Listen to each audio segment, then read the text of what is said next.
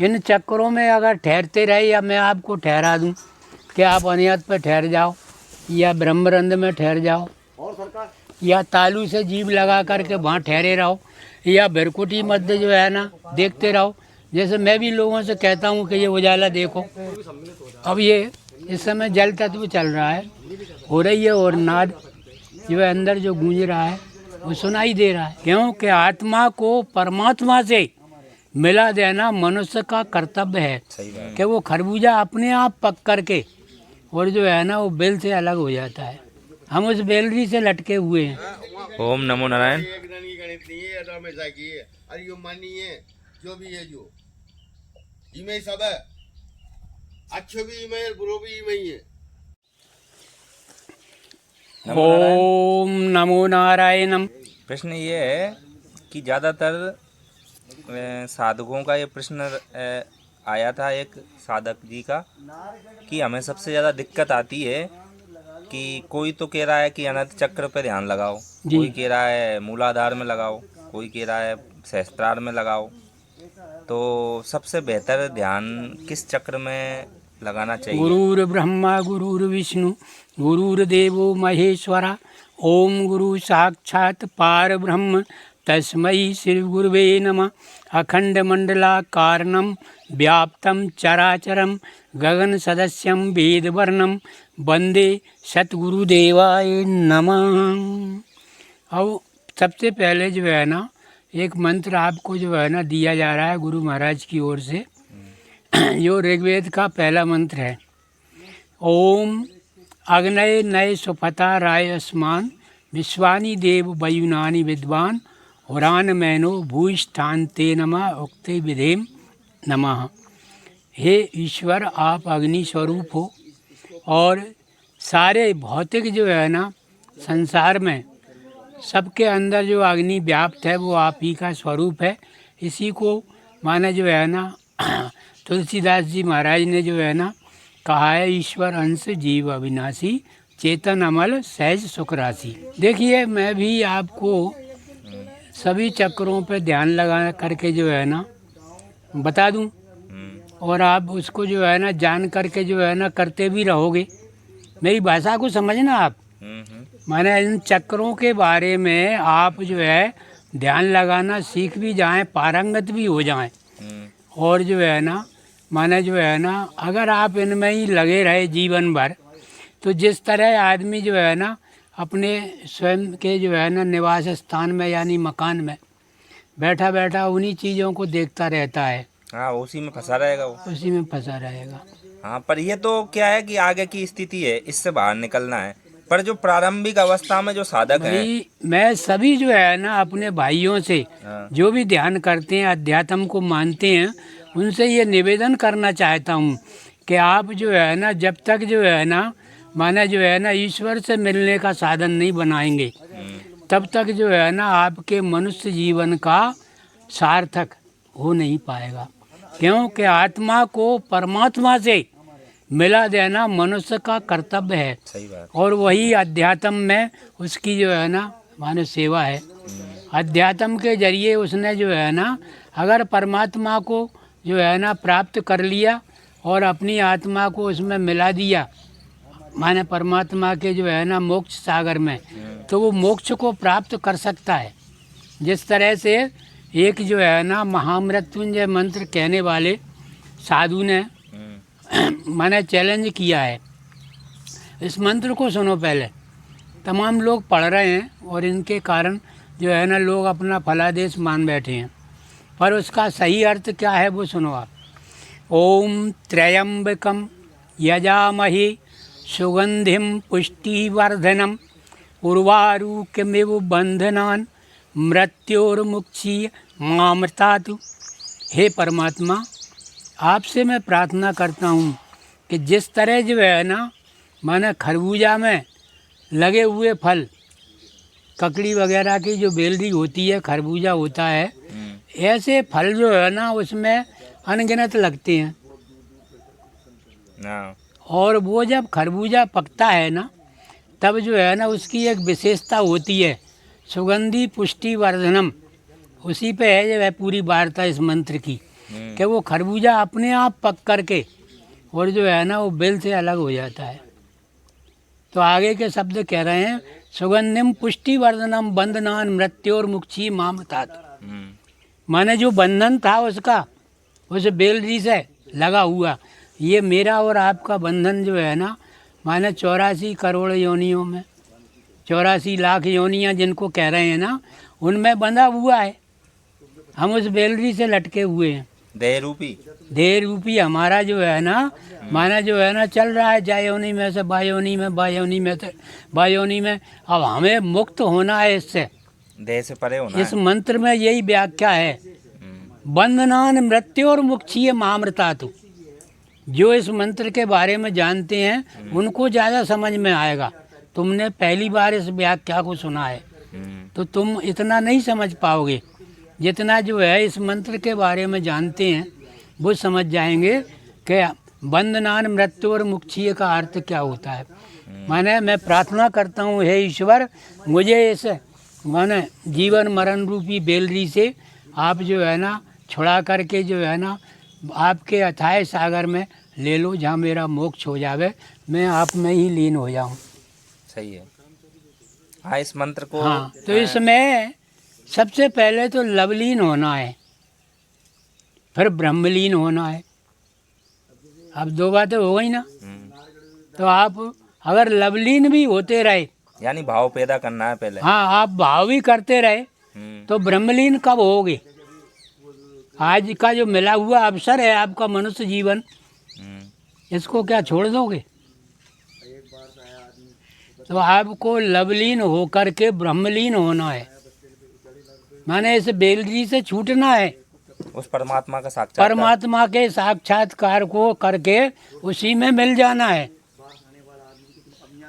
अब कहाँ रह गई ये पीछे की बात है, चक्रों में अपन अटके रहें। मेरी भाषा को जो लोग सुन रहे होंगे उनको ये समझ में आ जाएगा कि मतलब जो है ना हम चक्रों के बारे में पूछ रहे हैं और ये कहीं ले जा रहा है। सही बात है। तो मुझे तो जहाँ आपको ले जाना है वहाँ ले जाऊंगा मैं तो। सही बात है। मैं बीच में काहे को अटकाऊँ आपको? हाँ, तो स्वाभाविक उसको चक्रों से नहीं, वो तो स्वाभाविक नहीं, चक्रों में तो चलोगे आप, ध्यान करोगे, लेकिन इसके बाद जो है ना ईश्वर में लो लगा करके लवलीन होकर के ईश्वर तक पहुँचेंगे और उसमें मिल जाने के बाद आप ब्रह्मलीन होंगे। तब साधना पूरी होगी। तब साधना पूरी होगी, फिर तो आप विलय ही हो जाएंगे, जैसे नदियाँ सागर में विलय हो जाती हैं। नहीं तो वो चक्रों में उलझा रहेगा। उलझा रहेगा, बहुत जल्दी समझ गए आप। और सिद्धियों में इनमें तो इसलिए आप किसी के भी कहने से इन चक्रों में अगर ठहरते रहे, या मैं आपको ठहरा दूं कि आप अनियत पे ठहर जाओ या ब्रह्मरंध में ठहर जाओ या तालू से जीभ लगा करके वहाँ ठहरे रहो या भरकुटी मध्य जो है ना देखते रहो। जैसे मैं भी लोगों से कहता हूँ कि ये उजाला देखो। हाँ, पर ये सब क्रियाएं हैं। ये सब क्रियाएं हैं परमात्मा का कोई भाई, ये आपको पहली क्लास की क्रियाएं हैं। जब आपको कुछ समझ में नहीं आ रहा है तो हमने जो है ना ऐसे किया, नाद सुन लिया। तो क्या चलता ही रहता है सिस्टम, और होता क्या है उली होना तो कोई भी सम्मिलित हो जाए। अब ये इस समय जल तत्व चल रहा है मेरे शरीर के हिसाब से, और किसी का चले ना चले, और मेरे शरीर के हिसाब से मुझे जल तत्व की अनुभूति हो रही है और नाद जो है अंदर जो गूंज रहा है वो सुनाई दे रहा है। तो इसी तरह से मैं तुम्हें चाले लगा दूं। हाँ, नाद में मस्त होता रहेगा वो, या वो आप हर रोज इसी को देखते रहोगे, घंटे खाड़ देखोगे, इसके बाद थक जाओगे, उसके बाद फिर अपने कामों में लग जाओगे और दूसरों से ये कहोगे मुझे तो गुरु महाराज ने जो है ना माने अध्यात्म में जो है ना बैठा करके सिखा दिया है, इससे ज़्यादा कुछ नहीं है। तो चक्रों से वो परे कैसे जाए? परे तो जब जाएगा जब वो रिसर्च करेगा जाने की, वैसे थोड़ी जा पाएगा। वैसे तो उसे जो है ना स्वर को समझना है, आ गई समझ, ध्यान के जरिए तत्वों को समझना है, तत्व का दर्शन होता ही रहता है। जो जिज्ञासु है इस अध्यात्म का, उसे तत्व का दर्शन जो है ना होना संभव है। हाँ, जो स्वर को समझता है, जो स्वर को समझता है उसे तत्व का दर्शन होगा ही, इसी में आत्मदर्शन भी होगा, जिसके बारे में वाणी ने कहा है ना, तेरो प्रभु तो में ही बसे, जाग सके तो जाग। तो हमारा प्रभु कौन है? ये जीवात्मा, ये इस संसार को चला रहा है, शरीर रूपी संसार को। तो एक प्रभु हमारे पास है, यानी एक राम जा घट में बोले और एक राम दशरथ के घर खेले, एक राम का सकल परास पसारा और एक राम है जग से न्यारा। तो जो जग से न्यारा है वहाँ चलना है हमें।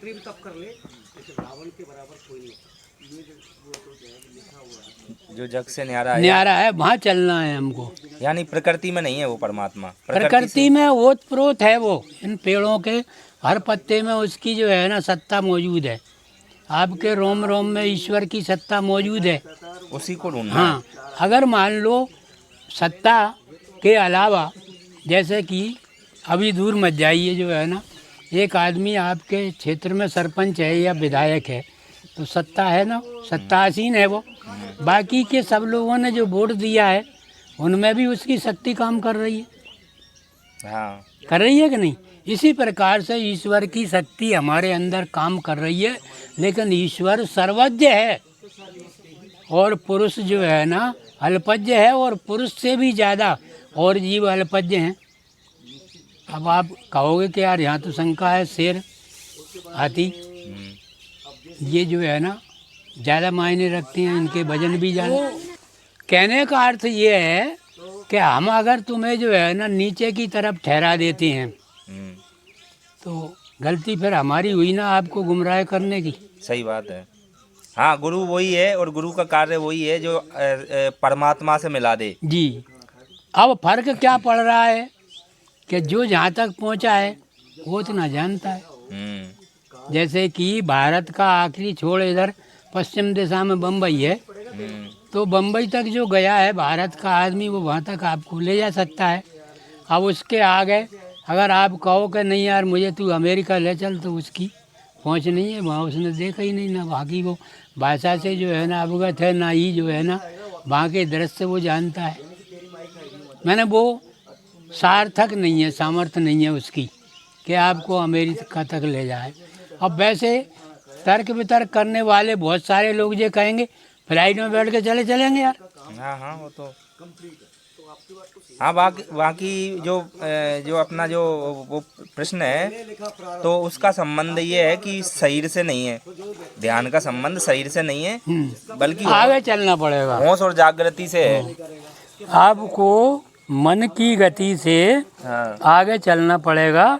इसमें सुरति योग अगर आपने कभी पढ़ा हो, हाँ, सुरति योग, हाँ, जिसकी एक साथी तो हमारे जो आत्मा का जो है ना, ये माने जो है ना घर है हमारा शरीर, ये एक आत्मा का घर है, और इसके संग में जो है ना सुरति है और मन है। तो हमारी सुरति जो है ना मन के साथ चलती है, इसको कहते हैं सुरति योग।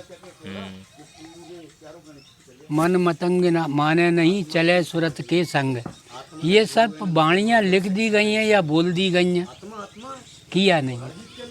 हमें रिसर्च इसी पे ही करना है, सुरत को, सुरति के साथ में मन को लगाना है, नहीं भटकेगा। सुरति योग का अर्थ है दोनों एक साथ रहें। आत्मा तो जहाँ है ही, वो तो शरीर को छोड़ नहीं सकता। अब खेल है आपका आगे चलने का, सुरति का और मन का, दोनों का योग अगर एक साथ आगे बढ़ने का आपको समझ में आ जाता है और आप बढ़ना सीख जाते हैं, तो इन चक्रों को निकल करके आपको आगे बढ़ना है।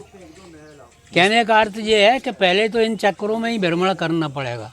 हाँ, इनको शुद्ध करना पड़ेगा। हाँ, इनमें से निकलने के बाद आपको जो है आगे बढ़ना है। इसलिए आपको वो खेचरी मुद्रा बताई थी कि उससे आप जल्दी निकल जाओगे, नहीं तो बरसों तक इनमें बीते रहोगे। कभी यहाँ ध्यान लगाए हो, कभी यहाँ लगाए हो ध्यान, कभी यहाँ भरकोटी मध्य भरकोटी तरकोटी पे ध्यान लगाए, बरसों बीत गई कईयों को। कहीं यहाँ उल्टा कुआ, इस पर जो है ना ध्यान लगा के वह अमीरस को चाक रहे हैं, तो बरसों तक वही में ही लग गए।